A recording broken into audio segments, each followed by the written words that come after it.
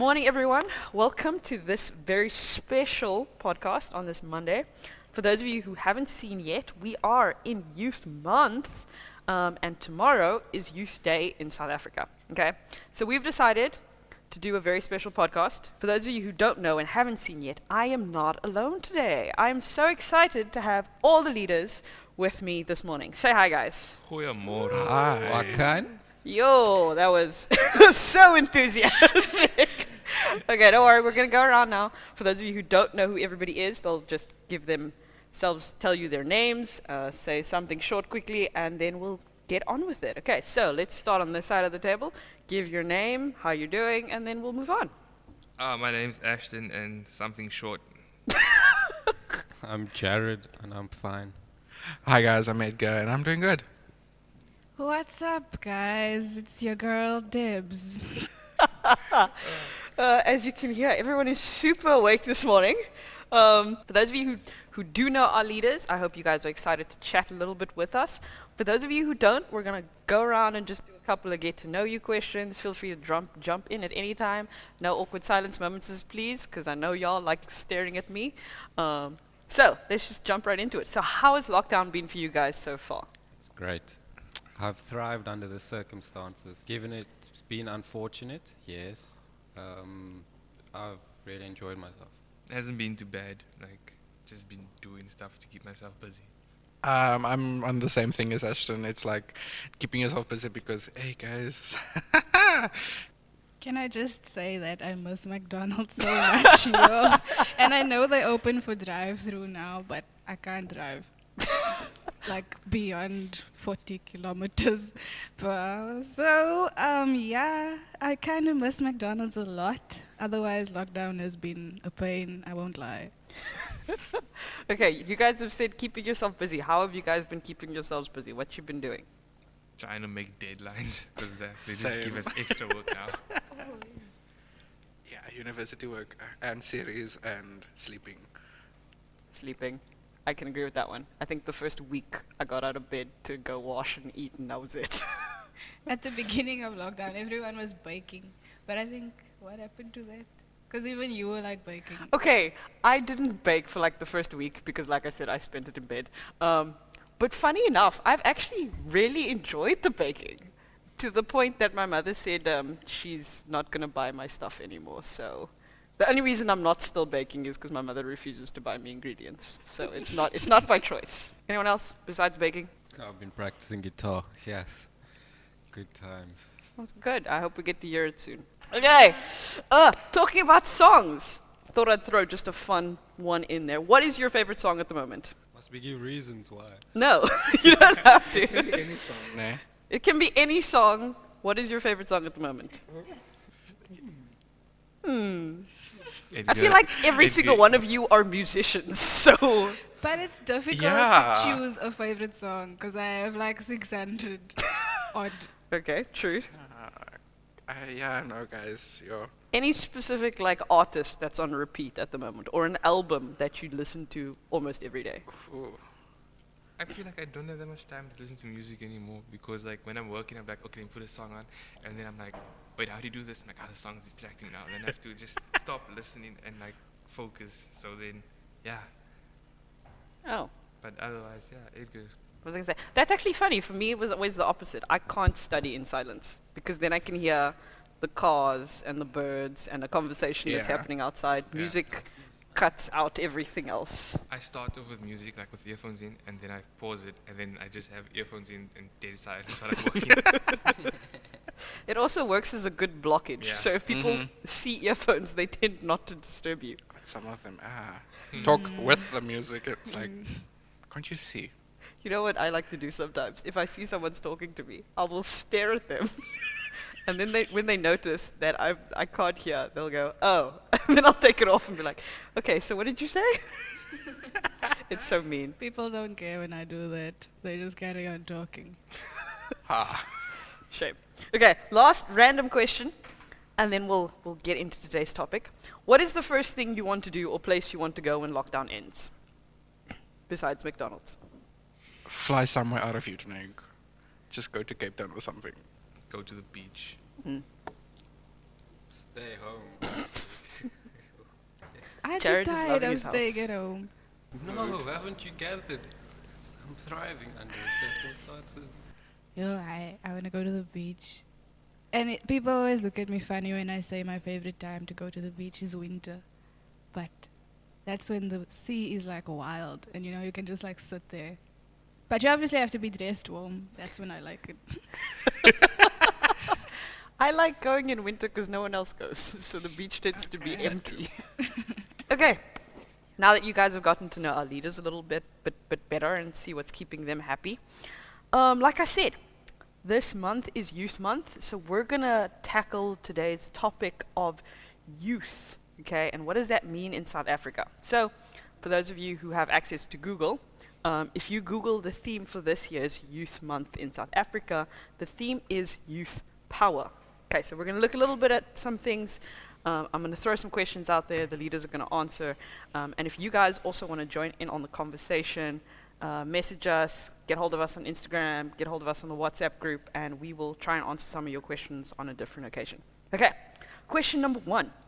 Do you guys think Youth Month or Youth Day is a relevant holiday to celebrate, and why?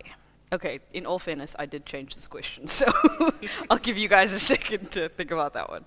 Yes, because it's like we're celebrating of how far we came as young people and what happened in the past to better today and to better the future still. Anyone else? I feel like it will always be relevant as long as there's a Mother's Day and a Father's Day. I think it's great that there's also a Youth Day because so many times the youth tends to be overlooked. And it's great if they can also get acknowledgement. I think that's what we all like to have sometimes. Good, I like that. Okay, taking into consideration what is happening in the world at the moment, what do you think are issues the youth are facing today? Because the reason why we started Youth Day in the first place was because of that strike that happened in Soweto in 1976. You guys all know basic history of that. And what they were fighting for was against the Bantu Education Act, which forced everyone in the country to learn in Afrikaans. Okay? Now, all of us have been through our current education system, and I don't know about you guys, but I didn't learn in Afrikaans, thank goodness, because I barely passed Afrikaans as a language. Never mind trying to do maths in Afrikaans. Okay? You know? So that specific issue is what they fought for 40 years ago. So what are things we as youth face today? It's almost like I said, whether being looked over or looked down upon. Like, the people, I would say, in my opinion, I think many times people in the youth, they kind of already have their minds made up of what the youth is like. And many times it is false. So I think that's one of the things that people struggle with these days is trying to, you know, still have a good, what can I say, like, have people think good of you, even though they already have this pre-thought idea of you. I don't know, yeah. The fact that we have to be careful on social media and of what we post because of like, if you post one thing wrong now, then further on in your life, it will just pop up again and be like, remember when you posted this and you were this type of person, and then you get ridiculed for things you did when you were like young. Mm. Yeah. I think that's an important thing for people to know, not just young people, but for the older generation to realize is you guys are seeing it now with the Miss South Africa debacle, and I know of a judge on a show that I watch, something that he posted like 15 years ago got him fired from a show that he was on, one of the judges on for like 12 years. So it really is a big issue. Like, what do you post? You have to be so careful where you post, what you say. But at the same time, I also feel like people are very unforgiving. You're allowed to change. You're allowed to grow as a human being. So something I said 15 years ago shouldn't be held against me now because I've been through life and I've experienced things. Okay, we're going to move on. We have shared on our social media and with the youth group a verse that I think is very relevant to where we are in Youth Month. Okay. It is found in 1 Timothy chapter 4, verse 12, and it's a very well-known verse. I want to read to you from the New Living Translation. It says, "Do not let anyone think less of you because you are young. Be an example to all believers in what you say, in the way you live, in your love, your faith, and your purity." Okay, so we've read through this verse and we've chatted a little bit about what the youth is facing today. So in light of what this verse says, how should we as Christian youth be different? I think that even though we know that people can form this idea that is false of us, and even though we are facing many things and being attacked almost around every corner for anything that we say, as Christians we should just continue, because Jesus didn't stop even when people were cursing him and against him. He just continued, and as Christians, that is basically what we should be doing, is following Jesus and being more like him in every day, in every moment, with whatever we're going through. We should be different in that we continue to share God's word and to be good people, to be loving towards others, even when we don't want to, even when it's so hard, even when people tell us not to or expect us not to. Yeah. I think it's the hate the sin and not the sinner. Because like a lot of people be like, oh, this person they do that type of thing. I hate them. It's like, not them, the sin. I think that's important that we all realize, and we're sometimes, I think most of us here grew up in a Christian home and in church, and it's sometimes easy to forget that we also sin. We also make mistakes. It just looks different on us, or it's easy to hide because we know how. But I like what Ashton said there, hate the sin, not the sinner. Deal with their actions in, like Deborah said, with love and kindness. So, yeah. Anyone else? Our actions speak louder than our words, definitely. As in everything we do, as Ashton touched upon, many a time because of the position we're in as children of God, we have this attitude that we are greater or better than others because our eternity is sorted. And now we just think that we can cast judgment and so forth, and it's not the nicest thing to see when we as Christians, we assume that we are better than others. So in everything we do, it's asking yourself, what would Jesus do in that situation? And would Jesus, he wouldn't accept, yes, the sin and all that, but he would still dine with those people. He would still say, you are my child, you are loved, And so in everything we do, we have to ask ourselves, is what we're doing, are we saying one thing? Is our belief in Christ this one thing?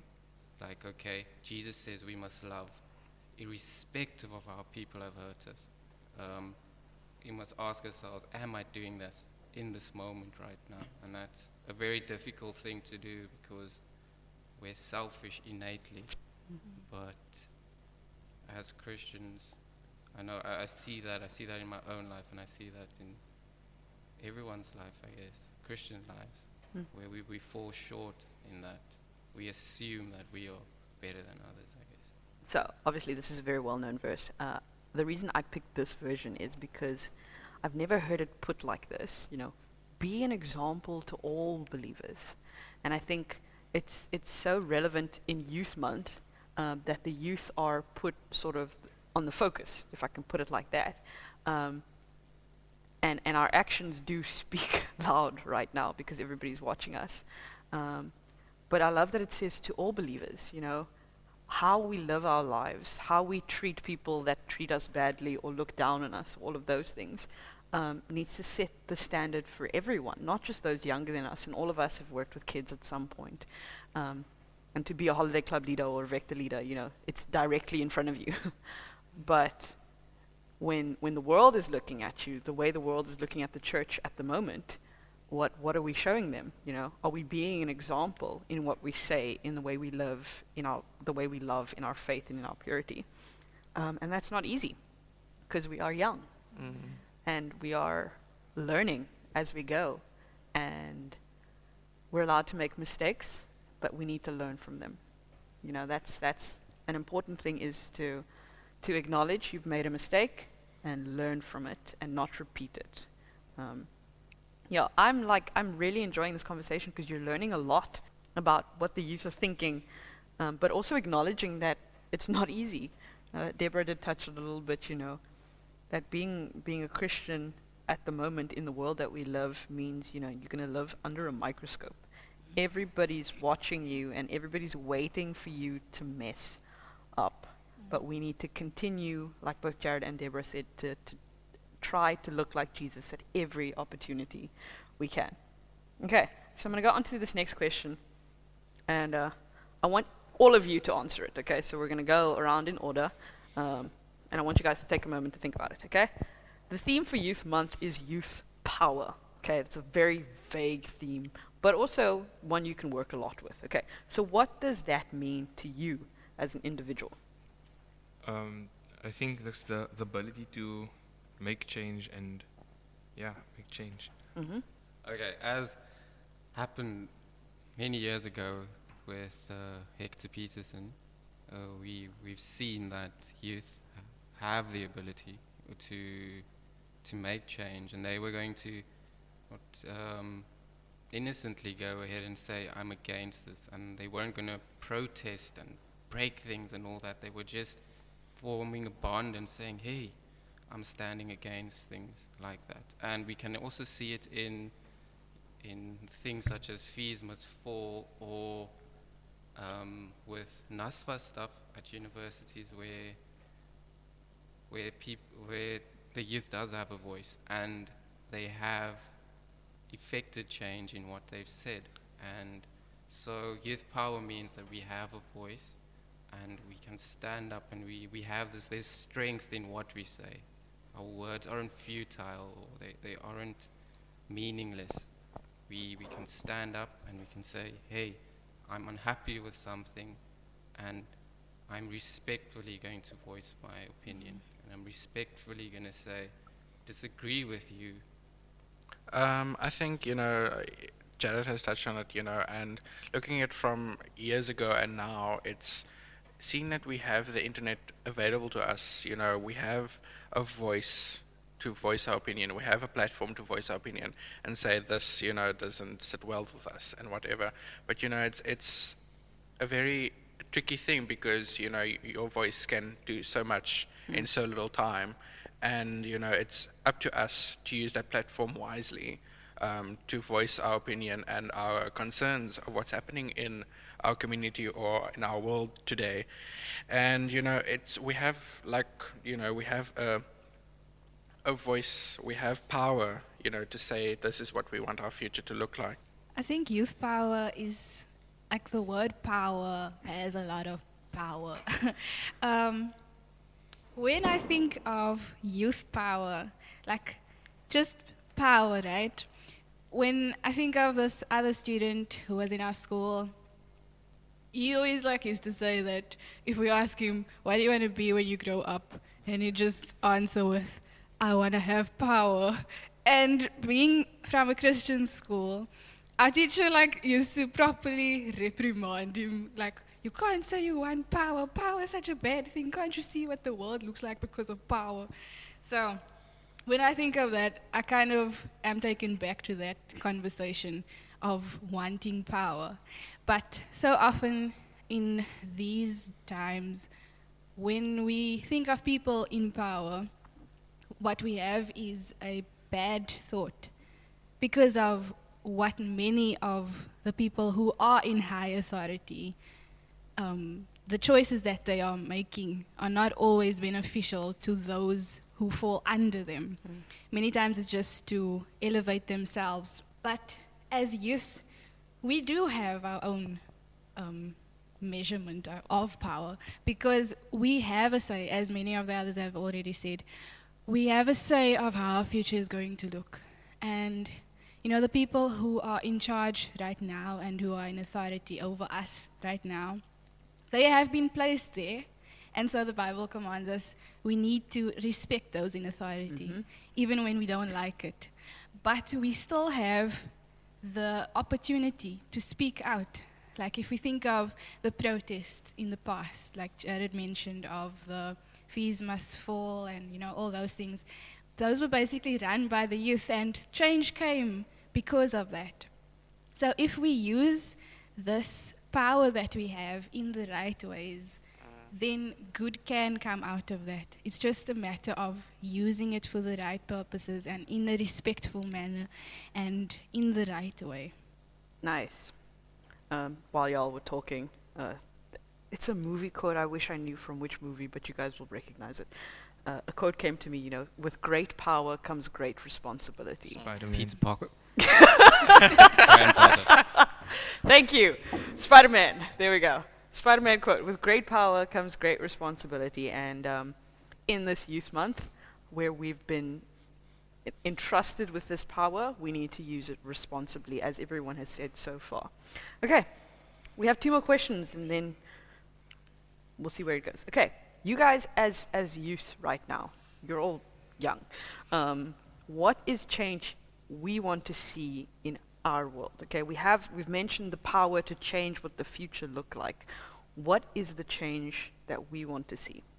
Unity, as in the past, we've seen that being disruptive or being aggressive as a protester will not effect change. And that has been years and years of that. But if we join united and peacefully and say we are standing against everything, and I guess that's what this George Floyd movement is about. It's about a unity and everyone coming together, and they saying that I'm standing up for something that I believe in, and what has happened in the past, be it disruptive, be it aggressive, it's not going to work, because we as a united front, we have to find a way that's going to make everything better, because what our predecessors have done was just not good enough. And that's why I think unity would be a good one. But I guess in order for us to be united, we need to be mentored as well. And by being mentored, we can see that, okay, we can look at our examples, our role models, and say, okay, if you're doing something this way, if you're reacting this way, well, I want to be like that person, and it's, so in everything we do, it's imperative that we always wear the armor, of Christ, and so that we are just super reflective of Jesus. And so if we are mentoring the youth of the future, then they will see that, okay, unity equals strength and togetherness and all that. So mentorship it's imperative. It's of vital importance. Yeah. I just want to hang here a little bit, because this is something I'm very passionate about, is mentorship. And like Jared said, we're setting the example for the future generation. But I also firmly believe at the moment there is a huge lack of mentorship for our generation. There's a gap between how things used to be done and how things are being done now. And I've had conversations with adults. It's weird for me to say that, because some would consider me an adult, but I don't. About how a lot of the older generation are very quick to criticize the youth and tell them what they've done wrong, and lay focus on all the problems, but very few of them are willing to step in and help. And I want you guys to let me know if I'm alone in this, but I would absolutely love to get alongside somebody who's been through life, so that I have somebody I can bounce ideas off, somebody I can, I don't know what I'm doing here, can you help me? I would love to have somebody in my life like that, but how?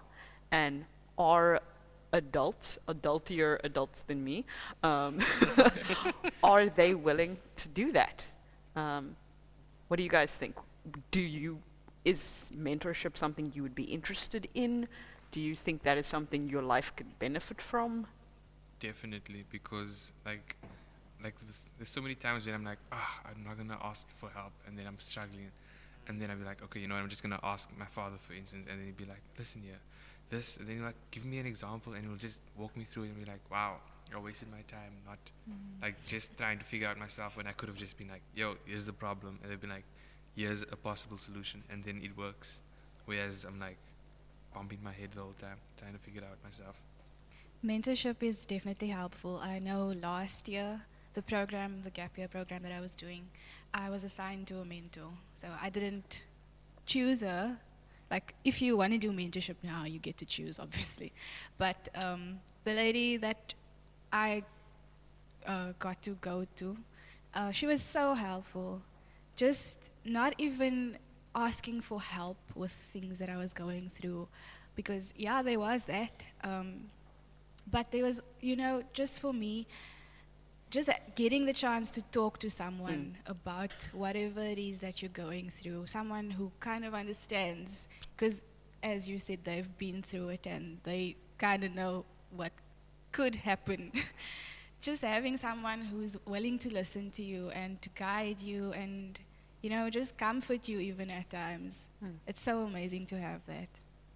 Nice. Like I said, that's something I feel very passionate about and would love to see more of in the future.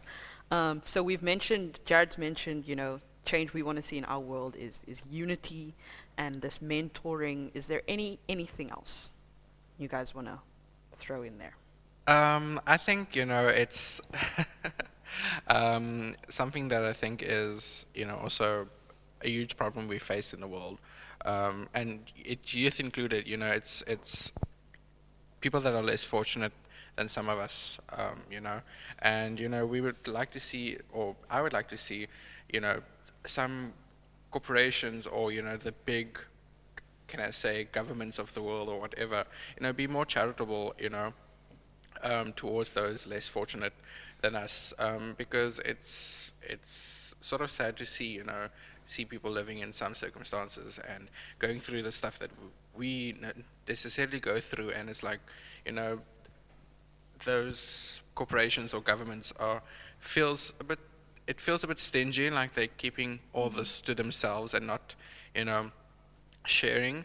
And I think, referring to the Bible, there's always been charitable, can I say, stuff happening. It's like when we look at the fish and the bread, he made what was little, for the people. And it's like, we can refer back to that, and it's like, why can't the corporations or the governments also do that, for less fortunate than those living in that place? And I want to extend that challenge more internally, more directly to the church. Is that not what we're called to do as the church, is to look after those who can't look after themselves? So in this Youth Month, with the power that we have, for those of you guys listening, what do you think we could do with the power we have as a body of Christ to make a difference? Okay, last question, and this is a little bit off topic, and I want to give you guys this platform, I want to give you guys this opportunity to have a minute to say what you want to say. Okay, so it is Youth Month. If there is one thing you would say to the older generation, if they're listening today, what would it be? You have 1 minute each. What is the one thing you want to say to them right now? I think, Deborah touched on it earlier, where she said, the older generation has a perceived, image of what the youth is, and all youth is like this and whatever. I think, just to put that aside for 1 second and say, okay, let me look at this from a fresh perspective, and not, what the world has put in my head or what I've experienced, growing up as a youth or whatever. Not to, can I say, push us away, and it's like, no, this is wrong and whatever. Hear us out, I think, hear what we have what our opinion is or what we have to say, and then make a decision based off that answer. Yeah, first I want to say, I'd like to say thank you to them, like, for helping us with the path that we're on right now, so that we can continue it for the future generations. But also, I'd like to say like trust us more maybe, because just as like when they were at our age, they were doing things to build the path where we are now. Like maybe they can trust us a bit more so that we can build the path on for the future generations. Asking for a vulnerability, or like the sincerity from them, where they are willing to walk with us through this road, you know. And even if we make mistakes, they're willing to say, okay, I recognize your mistakes, and I'm not going to sort of just be like, I don't want anything to do with you, but I will admonish you, and I will say, okay, that's not the greatest thing. Let's rather try and do this. And I guess if there was that absence of pride, that okay, they are young, and that they must just forget that we also have minds of our own, and we're going to make mistakes, but just be with us in that process. Yeah, definitely that their example also matters. Like we don't stop looking up to them. I think from the moment that a child is born, they are always looking up to their parents and to those in like who are older than them. So don't ever stop setting a good example. I know that it's not always easy, even for them, for you, older people, but we are always looking to see who understands this thing called life and who knows how to go about it, because we're still growing up. We're always looking for someone to help, even though sometimes we don't like to admit it. We think we know it all, but we never know it all. I don't think anyone really knows it all. Truth. But it would be nice to have people to look up to. Very nicely said. I think last year when we went to Mara Revolution, one of the speakers said something that has stuck with me, and he was using it in reference to his own children. He was saying, we as adults have the power of the first, and I didn't understand. Basically what he said is, parents have the power to make the first impressions. And I don't think that ever stops, even if you're not a parent, any sort of adult. If I'm going into a situation for the first time, anyone who's been there before, you have the power to make the first impression. I'm sure all of us can agree, you know, if I throw a word out there, your first impression is always what pops up. So from my side, for adults listening, and even for those of us who are leaders sitting here, we have the power to make the first impression about a lot of things on those who are younger than us. We need to use that wisely. We need to yield that power wisely. So if somebody comes to you with an awkward question or a weird question or an uncomfortable question, that means that they trust you to give them a wise answer. So my challenge would be to all adults, even those of us who don't quite feel like adults, is use the power of first.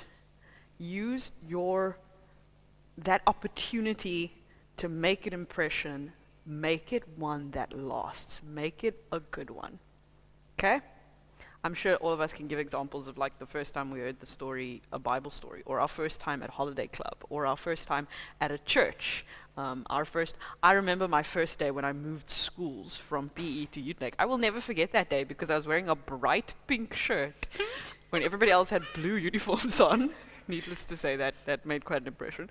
But I will never forget the girl in my class who was the first one who came up to me to just have a conversation, to just talk to me and be like, hi, you're new, my name is so-and-so, how can I help you? And we were friends for a really long time after that, just because she was the first person to come up to me, basically. That's the kind of power a first impression has. And that's not just when you meet somebody.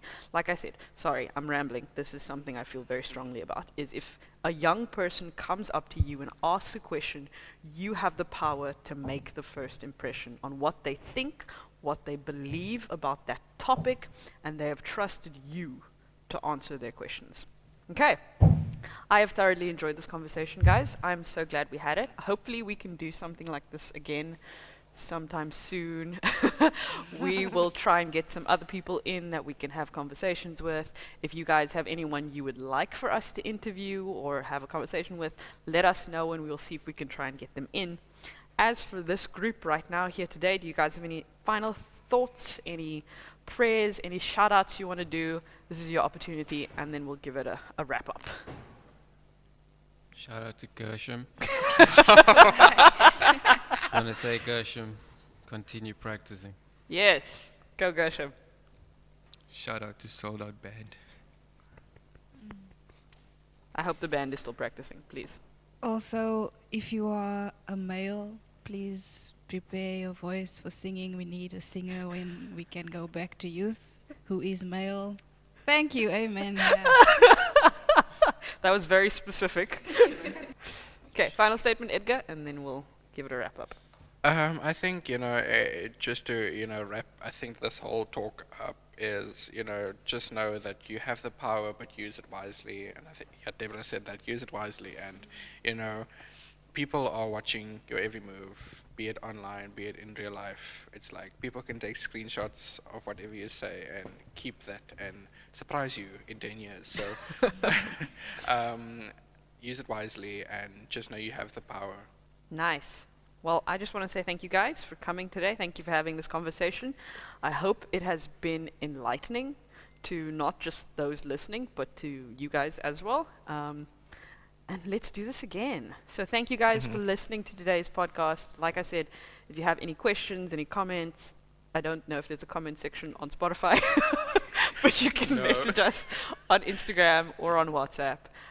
Thank you so much for listening. Till next time. Bye.